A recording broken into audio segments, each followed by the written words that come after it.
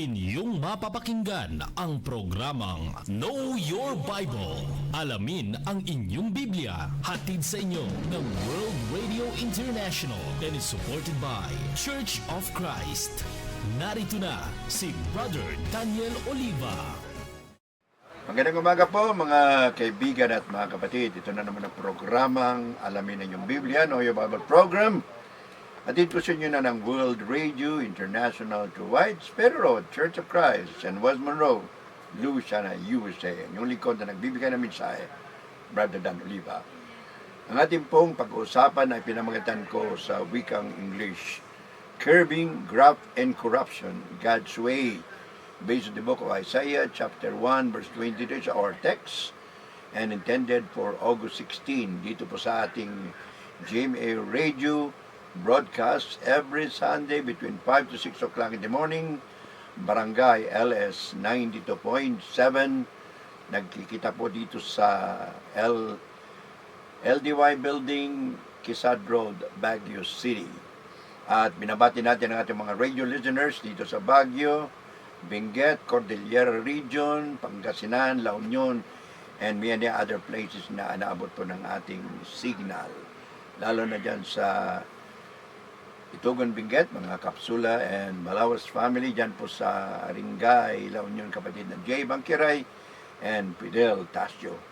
Ito ang ating pagbabasa sa ating teksto based on the book of Isaiah, chapter 1, verse 23. Ito po yung ating text sa ating subject, Curbing Graft and Corruption, God's Way.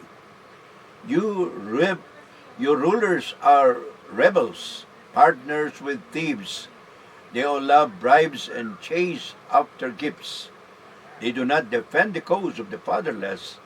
The widow's case does not come before them. Isaiah chapter 1, verse 23. Alam niyo ba itong sinulat ni Isaiah? This is about 700 or 800 years before Christ. At yung sinulat niya ito, he was condemning the leaders of the southern kingdom of Judah in Jerusalem. At noong panahon na yun, nangyayari na pala itong sinasabi nating graft and corruption, mga kaibigan at mga kapatid. Kung kayo po ay mga katanungan sa ating radio program or of course sa YouTube channel, nandiyan po yung aking mga numbers sa Smart 059-49329 at sa Globe 0917-700-3134. So yan po yung ating teksto sa wikang Ingles. Babasahin po natin sa ating wikang Pilipino ang ating pinakateksto sa Isias, Kapitulo 1, talatang 23. Naging suwael ang inyong mga pinuno, kasabwat sila ng mga magnanakaw, tumatanggap ng mga suhol at mga regalo, hindi ipinagtatanggol ang mga ulila, at walang malasakit sa mga biyuda. Yan pang ating teksto, Isaiah chapter 1, verse 23. Muna tayo sa ating introduction. May kaunti po tayong statistics sa ating introduction. Primero po sa English, and then papaliwag natin sa ating sariling wika. In the latest Transparency Corruption Perception Index, the Philippines ranks 18 out of the 45 countries in Asia. So, isa pong pag-survey, ang Pilipinas po ay 18, ika-number 18 sa mga corrupt countries dito po sa Asia. There are about 45 countries at ang Pilipinas number 18 sa mga corrupt countries, the whole of Asia. But in the Southeast Asia, composing only of 11 countries, ang nauna po na pinakakurap ayon sa survey na ito, ang Myanmar, or formerly, I think, Ceylon, and ang number 2 po, Cambodia. Number 3 po ang Pilipinas sa pinakakurap sa buong Southeast Asia out of 11 countries. And of course, globally speaking, sinabi natin globally, the whole world, our country, the Philippines, our beloved Philippines, is only 128 out of 182 nations evaluated with a score of 32 out of 100. So, ang ating Pilipinas po, 120 lang, ika-120 out of 182 nations sa whole world. So, medyo mababa po ating rank ko sa whole world. Now, It is very sad, brothers and sisters, that the Philippines is one of these so-called corrupt countries. Nakakalungkot po. Kasama tayo dun sa category ng mga corrupt countries sa buong mundo at of course sa buong Asia, buong Southeast Asia. Now, ang katanungan, is there hope that our country could graduate from this pathetic category? May pag-asa kaya na makalabas ang ating bansang Pilipinas sa kategorya na sinasabi natin one of the most corrupt countries in Asia and of course Southeast Asia. Number 3 po tayo.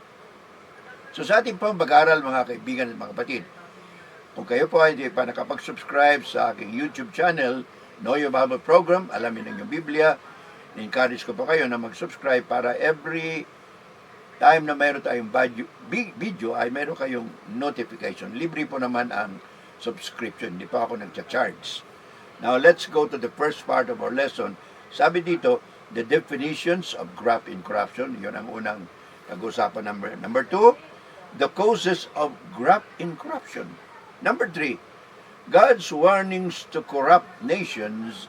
And number 4, the solutions to graft and corruption. So yun po yung ating mga pag-uusapang mga paksa dito sa ating radio program and at the same time sa YouTube channel. Well, of course, mas madali pong magpaliwanag sa wikang Ingles at bibigyan po natin ng translation sa wikang Pilipino. Let's go now to the definition of graft and corruption. Basahin ko muna itong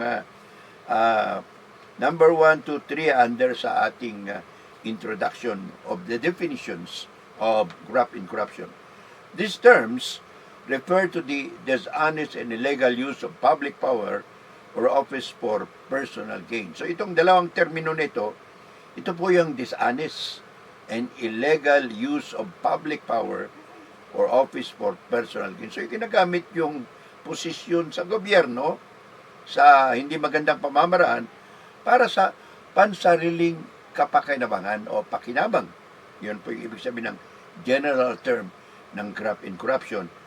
While often used together, the word graft specifically means using one's position or influence to steal money or property dishonestly. So yung word na graft, sa Tagalog po, katiwalian.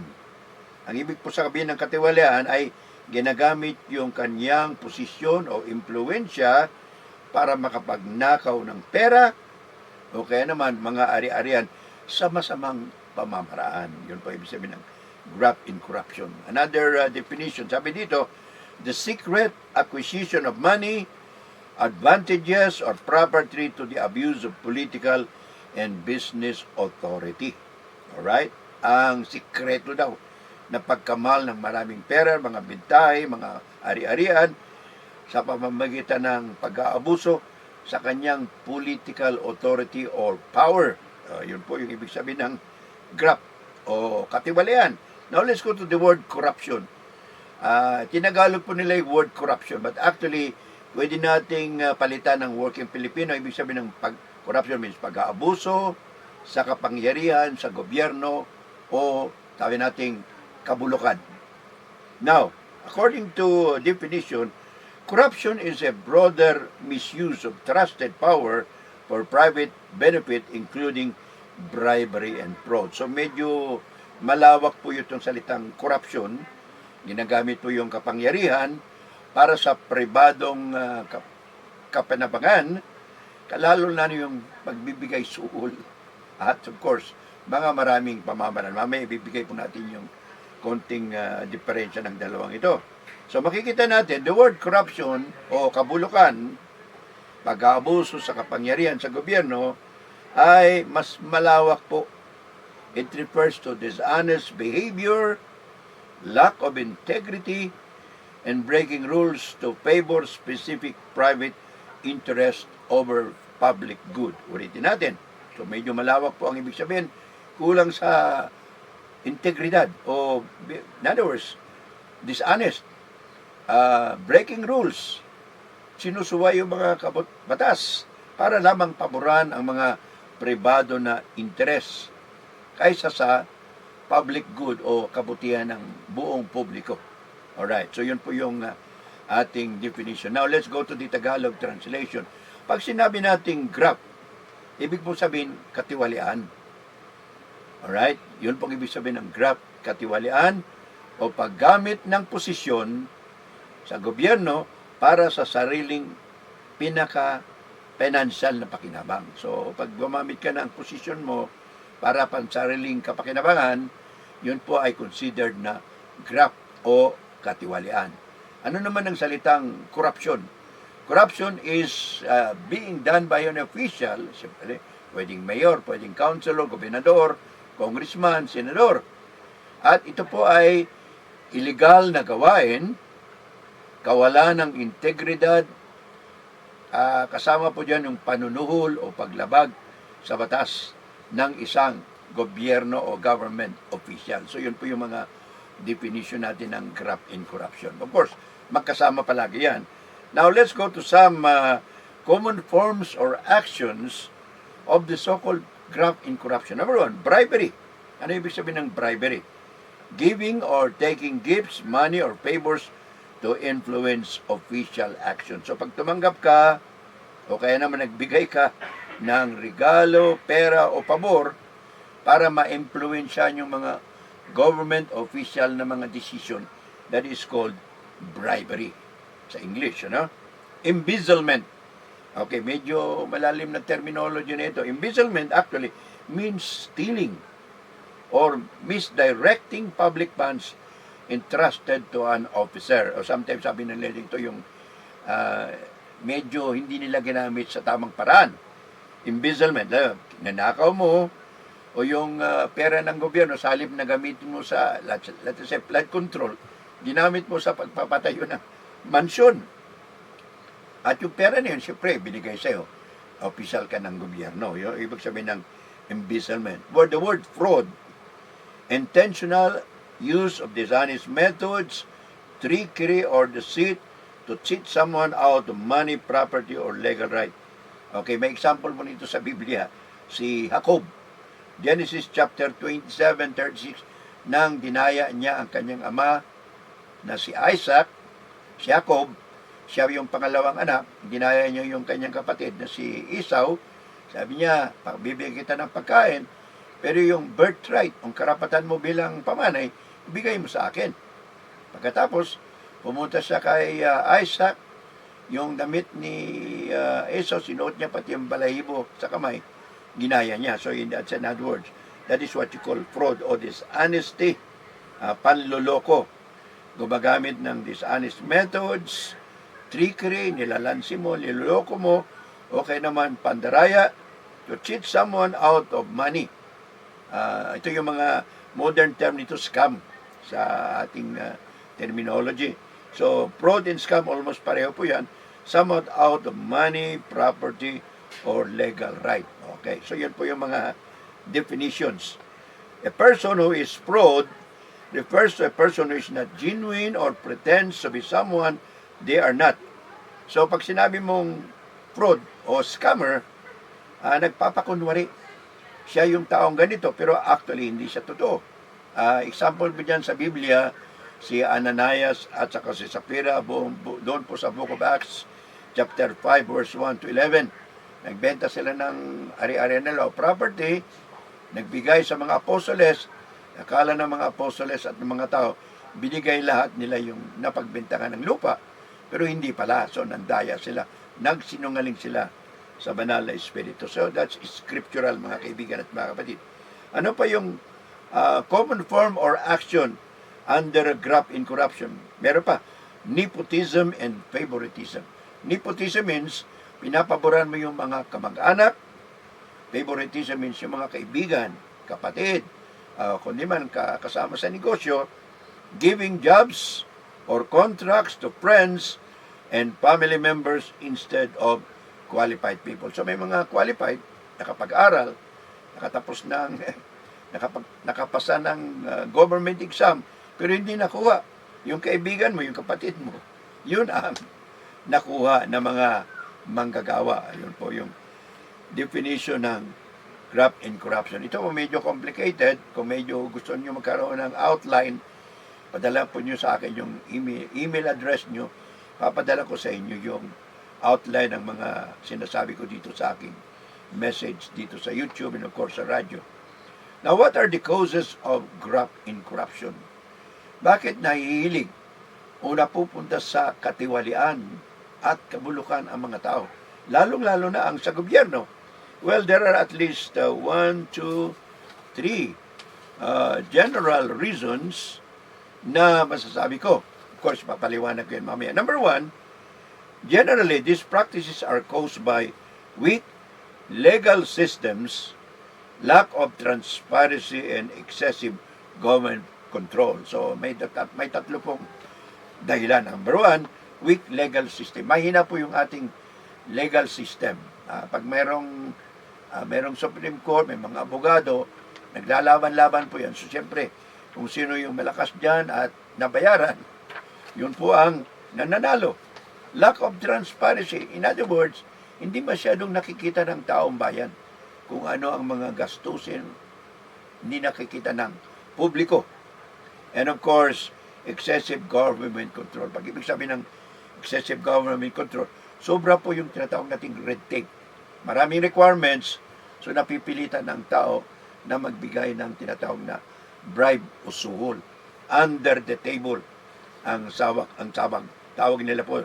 So the weak enforcement, laws and penalties are poorly applied. May mga batas nga, may parusa, pero hindi masyadong nabibigyan ng pansin.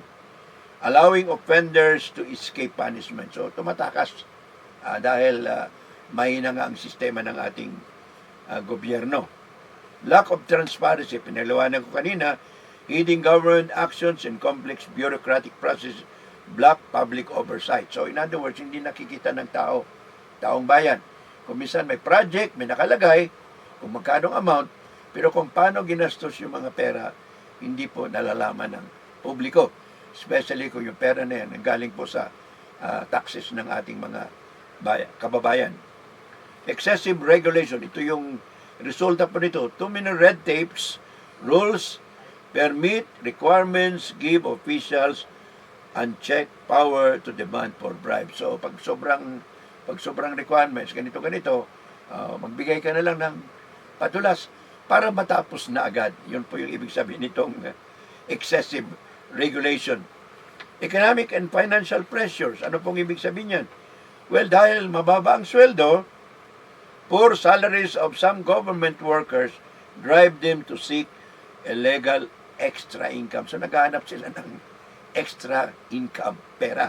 Kasi nga mababa raw ang sweldo. Noon yun. Pero ngayon, medyo mataas na po yung mga sweldo ng government officials. Market distortion. Price controls and state monopolies create artificial shortages and black market. So, ang presyo po, kuminsan, na manipulate yan, kuminsan, pag-aari ng gobyerno, pag-aari ng isang kumpanya, dahil sila ay monopoly, nag-iisa lang sila, nakokontrol nila yung presyo, lalo na po ngayon sa gasolina. At yan ay dahil sa oil deregulation law. Pwedeng magtaas ng presyo yung mga nagbebenta ng gasolina. Number 3, social and political influences. So yung political influence, ito yung katulad ng sa Manila, yung Meralco. Dito naman sa Baguio, Bineco. Of course, Bineco is a cooperative. Meralco po medyo monopolize siya ng isang company. So power concentrated in the hands of a few people, especially elite or political dynasties, removes competitive checks. So pag kontrolado nila, mahirap mong mapasukan yun. O yun pong ibig sabihin. Cultural norms, deep-seated practices of intense loyalty or patronage make favoritism and nepotism socially acceptable. Ito yung tinatawag nilang utang na loob.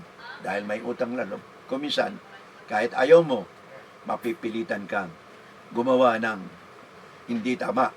Okay, so yun po yung ating discussion on the first subject, definitions of graft in corruption. Number 2, discussion is the causes of graft in corruption.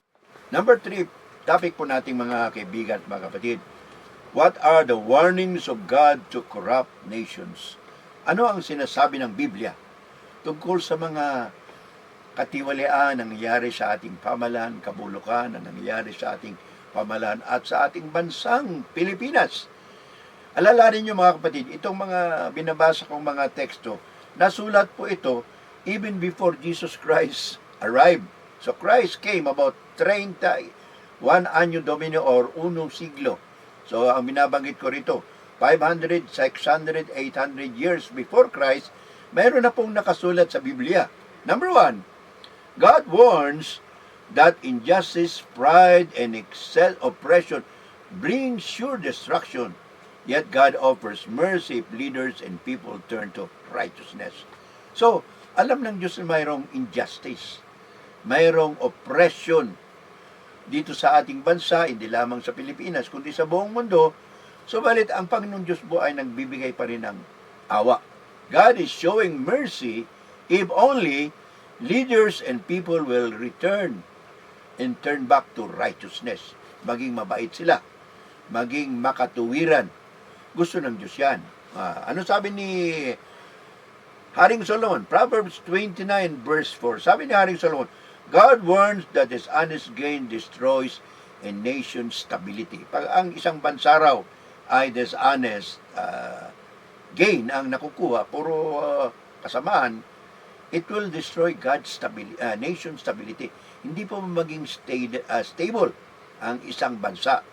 Ayon po kay Haring Solomon, violent and proud nations that rely on lies instead of truth are headed for ruin. Sabi po ng propetang si Micah, chapter 6, verse 12, ang mga mayabang daw na bansa na puro lang kasilungalingan ang ginagawa, sila po ay patungo sa destruction o kapahamakan. Of course, that is a prophecy given by Micah, chapter 6, verse 12.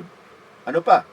Divine messages show that moral decay leads to the fall of societies, but repentance brings healing. Totoo po naman yan. Sabi ng Panginoon, kung kayo ay patuloy sa inyong mga kasamaan, ang inyong bansa ay babagsak. Subalit kung kayo ay magsisisi, kayo ay gagaling at siyempre patatawarin kayo ng Panginoong Diyos. Yun po ang sabi ng ating teksto. Ano sabi dito sa Book of Acts chapter 17 verse 30 and 31? Ito po ay preaching ni Apostle Paul doon sa Athens, Greece.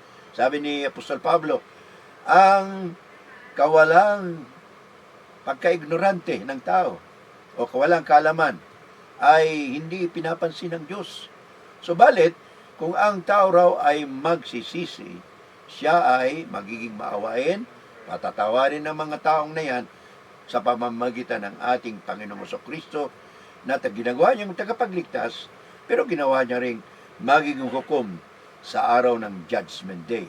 Of course, mayroon pang sinasabi dito sa Book of Chronicles.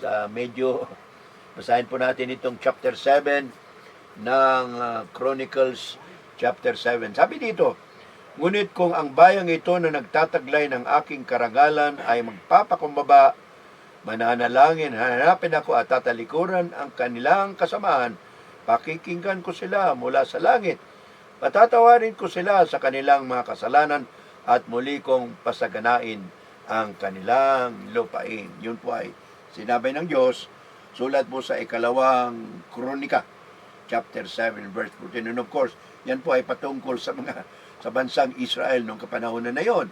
1,000 years ago or more. So, ano pa sabi ng Hebrews chapter 4 verse 13? Inescapable accountability. Hindi matatakasan ang paghukom ng Diyos. Ano sabi ng Hebrews chapter 4 verse 13? Ang lahat ng bagay ay hayag sa paningin ng Diyos. At alam niya, kung alam niya, ibig sabihin may pananagutan tayo sapagkat hindi tayo makakatakas sa paningin at sa mata ng ating Panginoon Diyos. So, unchecked wickedness leads to internal decay, social chaos, and eventual downfall. Yun pong ibig sabihin ng Hebrews chapter 4, verse 13. Dahil hindi ka makapagtago sa Panginoon. Alam ng Diyos. Kahit anong gawin natin, alam ng Diyos yun. Accepting bribes and twisting justice destroy a country's foundation. Ano sabi ng Book of Amos, chapter 5, verse 12. Leaders are warned not to exploit the poor, the weak, and the foreigner. So, panahon pa ng propetang si Amos, itong mga sinasabi niya para sa mga Israelita, sa mga Hudyo, sabi niya, ang mga namumuno ay dapat huwag pahirapan ang mga mahirap, ang mga mahina, pati na rin ang mga taga-ibang bansa. Amos chapter 5, verse 12. Now, tingnan niyo yung sinabi ni Haring Solomon. Proverbs 14, verse 34. True stability return to a land only when integrity, fairness, and care for the vulnerable replace greed and dishonesty. Proverbs chapter 14, verse 34. Ano po sinasabi ng Proverbio chapter 14, verse 34. Ganito po ang sinasabi, ang katwiran ay nagpapadakila sa isang bayan, ngunit ang kasalanan naman ay nagdudulot ng kayaan. So, yun po sabi ng Proverbs 14, verse 34. Patuloy po tayo sa ating discussion. Number 4 na po ng ating lesson. The solutions to graft and corruption. Ano po ang solusyon ng graft and corruption, katiwalian, kabulukan sa pamahalaan, lalo-lalo dito sa ating bansang Pilipinas? And of course, it's not only in the Philippines, but it's in the whole world. Pero since we are members of the Filipino nation, pag-usapan natin yung ating bansa. Now, let's go to the solution. Number 1, solution. Ayon po ito sa ating pananaliksik.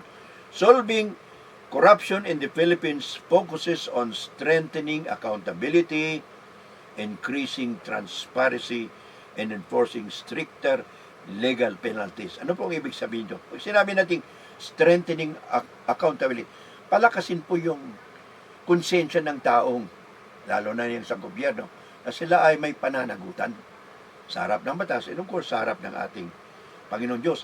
Increasing transparency. Yung nakikita ng tao yung kanilang ginagawa, yung kung paano nilang ginagastos yung pera, dapat alam ng publiko yon. Kung minsan may mga project na kalagi dyan, 5 million project nito. Pero hanggang ganun lang, hindi talaga nakikita ng tao kung paano ginastos ang mga pundo na nagaling sa pera ng bayan sa ating mga buwis. Stricter legal penalties. Ano ibig sabihin yan? Kung may nakasala, ikulong. At kung pwede nilang ibalik yung ninakaw nila, kunin din. Pero ang ba nangyayari, nakakatakas, nakakapagtago. Yun po ang nangyayari sa ating bansa. And probably, it's also happening in other countries. Key methods include the following. Ito po yung mga suggestion. Digitalizing public services. Pag sinabi nating digital public service, ang ibig sabihin yun, expand platforms like, ito yung mga platforms na sinasuggest nila, government electronic procurement system or PhilGIPS to reduce human description and public bidding. So pag merong electronic, wala nang involved na mga tao. Nandun na lang po sa mga machine, sa mga electronic, sa mga gadgets. So wala kang kalabang tao doon. So medyo mabawasan yung graft in corruption. Under that, empowering independent watchdog. Pag sinabi natin watchdog, tagabantay. Utilize hotlines and feedback mechanisms like 888. Ano po yung 888 na yun? Citizens Complaint Center. Yung mga tao. Bibigay sila ng reklamo nila for fast reporting of raid, theft, and extortion. So, medyo nababantayan. Of course, ang ginagawa na ito ngayon, ang gumagawa nito ngayon yung mga taga-media. Okay, red tape and extortion. At kung minsan, siyempre, na-expose din yung mga taga-media, may nangyayari din na mga aksidente kung minsan sa mga taga-media, taga-radyo, television, at nagsusulat. Invite private citizens and independent auditors to observe public bidding and project rollouts. So, imbitahin mo yung private citizen, hindi lang puro gobyerno. Pero ang nangyayari po sa ating bansa, kung minsan ang ganito, mayroong isang establishment, lahat pala yung kasama niya. In other words, planchado na kung sino yung mabibigyan ng mga awards. So, by inviting private citizens and independent auditors to observe public bidding and project rollouts, marireduce po yung tinatawag nating graft and corruption. Alright, letter C, reforming budget processes. Implement bottoms-up budgeting and public expenditure tracking to prevent ghost projects and fund skimming. So ito po yung isang pamamaraan para makontrol natin yung tinatawag nating ghost projects. Alright, reforming budget processes, yung pag-allocate ng pera. Alright? Number 3, under solution to graft and corruption, ang number 1 kanina, strengthen accountability. Number 2, key methods include digitalizing public services. Number 3, legal and institutional reform. Pag sinabi nating legal, batas yun. Stricter enforcement by jailing corrupt officials, swiftly and ensuring high-profile convictions. So in other words, hindi lang yung maliliit yung nakukulong. Pati yung mga tinatawag nating high-profile individuals or violators. Letter B under legal, no? Amending strict bank secrecy and passing a genuine freedom of information. So ito po, pinag-aaralan pa rin ngayon to track hidden wealth. So ito po, hidden wealth, ang mga bangko hindi kaagad-agad nang bibigay ng impormasyon kasi nga meron silang sinasabing bank secrecy law.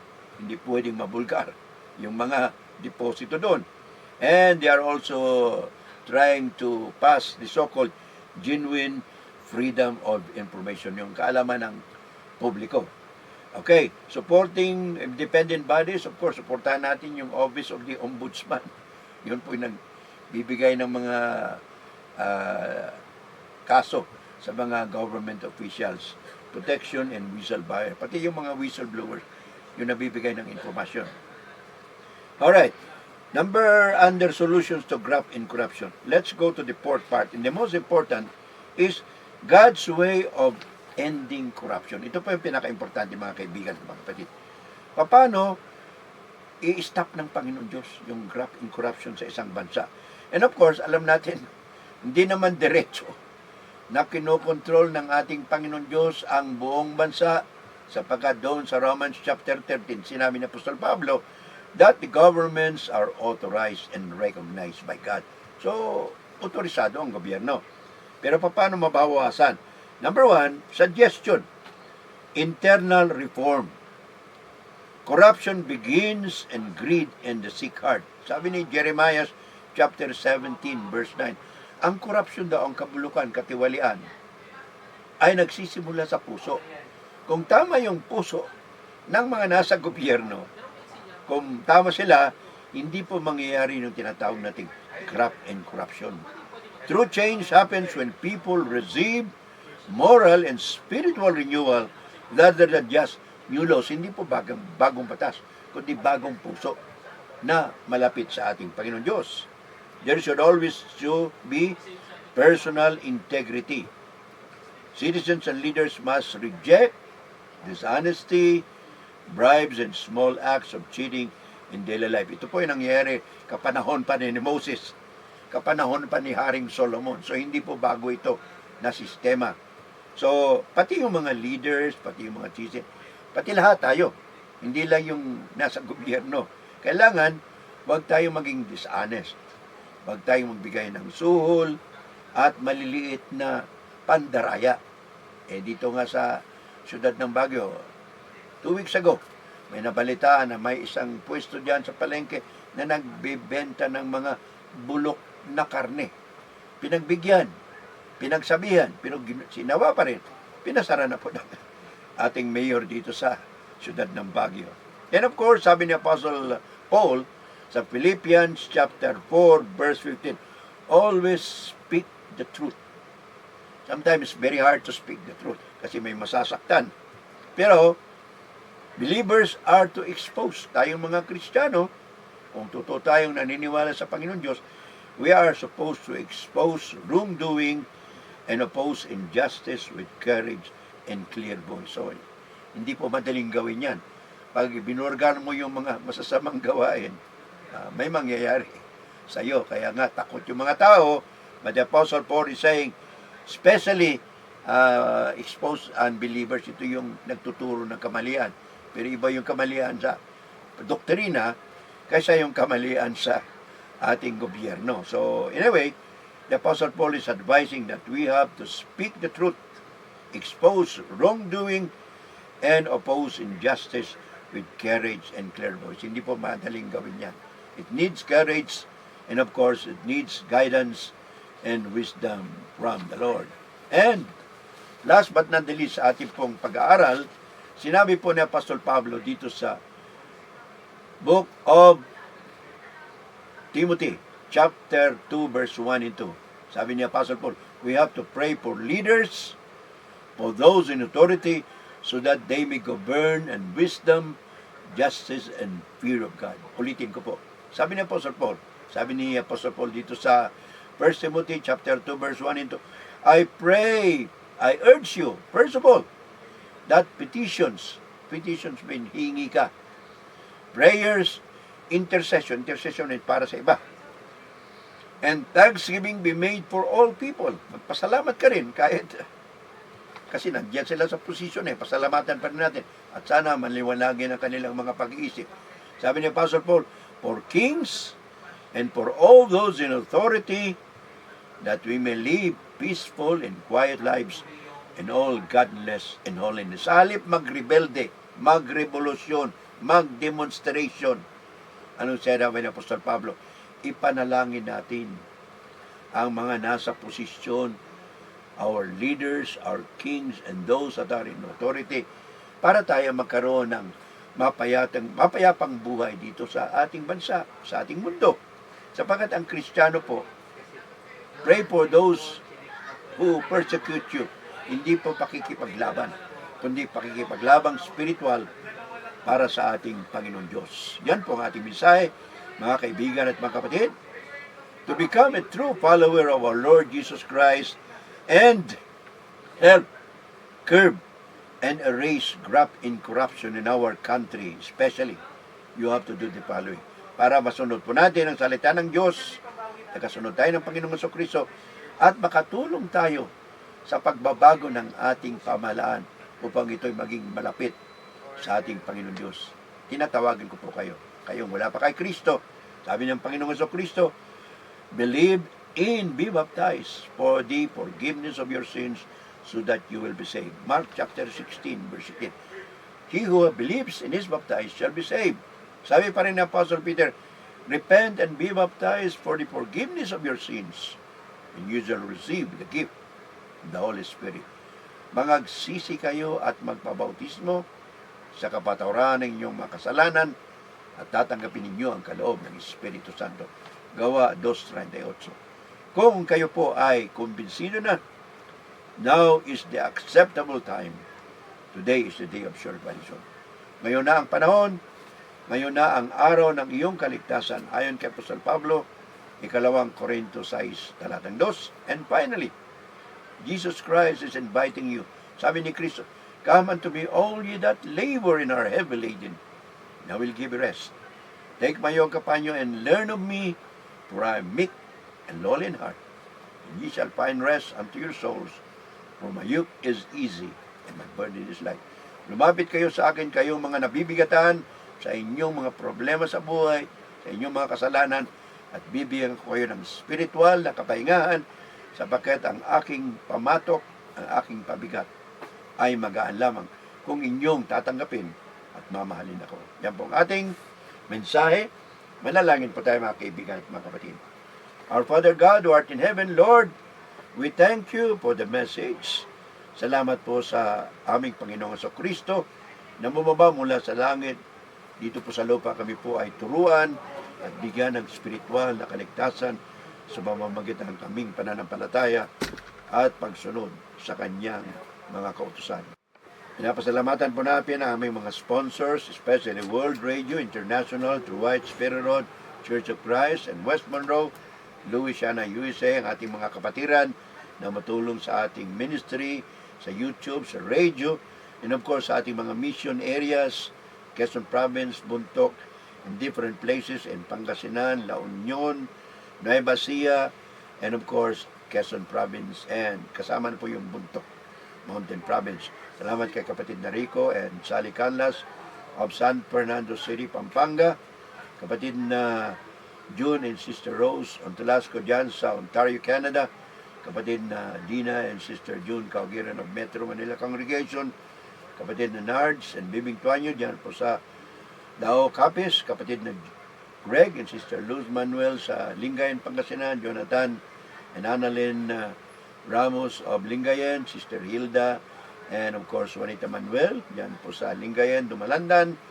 Mga kapatiran sa Anda, Christopher Olisco, Christopher Ducosin and the church in Anda, Pangasinan. Mga kapatiran dyan sa Quezon Province, kapatiran sa Nueva Ecija, June, Sister Tess Abaya and the rest of the brothers and sisters all over the Philippines and all over the world. We ask thee, O Lord, and thank you for everything. We ask thee to cleanse us and forgive us of our sins as we also forgive those who trespass against us. In Jesus' name, we ask all these things, Lord. Amen.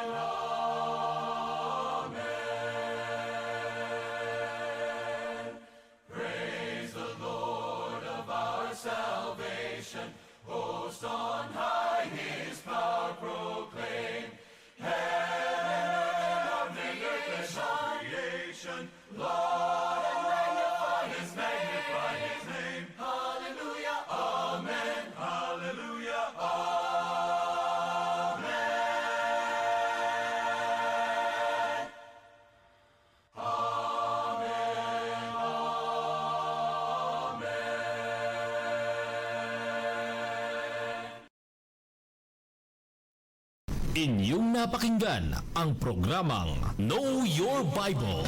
Alamin ang inyong Biblia. Hatid sa inyo ng World Radio International and is supported by Church of Christ.